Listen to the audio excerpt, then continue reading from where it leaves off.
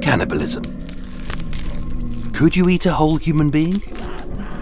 With the help of a doctor, a scientist and a chef, I set out to see if it's possible. Cannibalism, Part 15.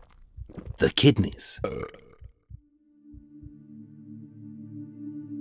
It's odd that a cannibal will eat the hearts, brains and eyeballs, but you rarely hear of them eating a kidney. It was in the mid-19th century penny dreadful series, The String of Pearls, that Thomas Prest unleashed this seemingly fictional account of the demon barber of Fleet Street, Sweeney Todd.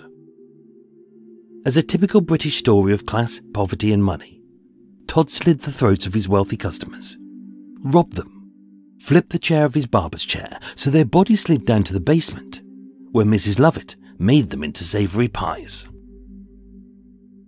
Nicknamed the Pie Eaters by Germans, British people love pies, especially when they're topped with a thick crust made of offcuts of offal, sprinkled with a stingy assortment of 6 peas and maybe a couple of carrots, and drenched in gravy. And yet you rarely hear of a cannibal, especially a British one, turning their victims' kidneys into pies. Located below the rib cage on either side of the spine, the kidneys are 2 bean-shaped organs about the size of a fist, which remove waste from the blood, produce urine, and help to control blood pressure. Although relatively small, they filter 50 gallons or 200 litres of blood a day, roughly the equivalent of 2.5 baths, and able to generate vitamin D. When your skin and liver fail to process it, your kidneys finish the job. In Steve, our average UK male, it's normal that the right kidney weighs 130 grams, and the left one is heavier, as it's slightly higher and closer to the heart. According to the study of Paleolithic-era cannibals, the kidneys are ranked amongst the least calorific parts of the human body, with just 375 calories, barely enough for a single meal. Dr. Jim Stapani, a Yale nutritionalist, said, "Kidneys are full of waste, so best to avoid those."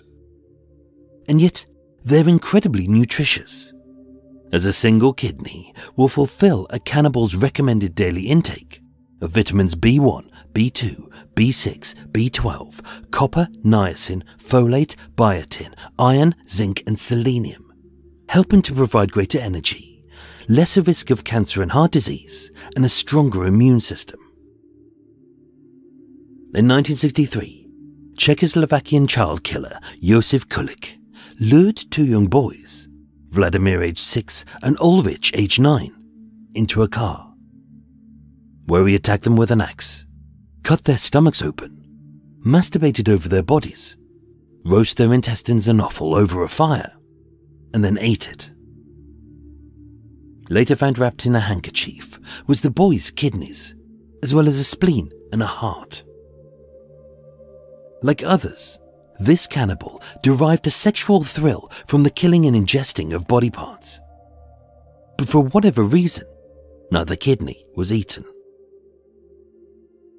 Lacking the heart's symbolism, kidneys are unfairly lumped in with the other offal, like the intestines and the tongue. In the brutality against the Taiwanese Formosa tribe by the Chinese army in 1981, having killed a tribesman, it was said, "The head was severed and exhibited. The body was divided amongst the captors and eaten or sold to the high officials, with the kidney, liver, heart and the soles of the feet cut up into small pieces, boiled and eaten in the form of soup." So why don't cannibals eat kidneys if they're so tasty and nutritious? Possibly it's the smell, as kidneys have a pungent aroma of urine, and when urine crystallizes, they form kidney stones.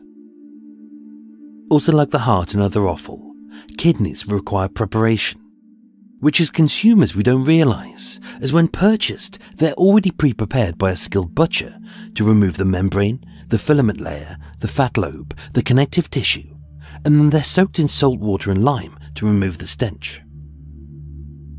Chef Delia Smith wrote, Provided they're cored and washed, there should be no trace of urine. And being flavoursome, they make a superb meat for curries. Or if flash fried, they have a tender texture and a deep, slightly gamey flavour. Said to be silky and rewarding, but only when prepared properly. Only in fiction do we hear of cannibals with a refined enough palate to know how to cook a delicate and flavoursome piece of meat as the kidney. As often, they're nothing but uncouth yobs who might as well just munch on a Big Mac. And although in Britain we traditionally put kidneys in pies, stewing makes them tough and leathery. So again, if prepared properly, a kidney is best served flash fried in clarified butter, or with cayenne pepper, cream and a little bit of paprika. You've got yourself a deviled kidney. Yum. The nearest we get to real-life Sweeney Todd and Mrs. Lovett is Dmitry and Natalia Baksheva, the Krasnodar cannibals, who killed dozens over 18 years, which they documented in videos, kept detailed recipes of, and boasted that they'd baked the flesh and the offal into pies, which they sold at cafes.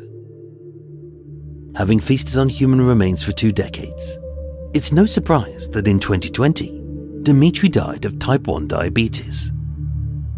And although hard to prove, it was suspected that with the kidneys being high in cholesterol and likely to cause hemochromatosis, that ironically, it was their victim's own offal which killed him. Join me tomorrow as we explore another delicacy amongst the offal, the lungs.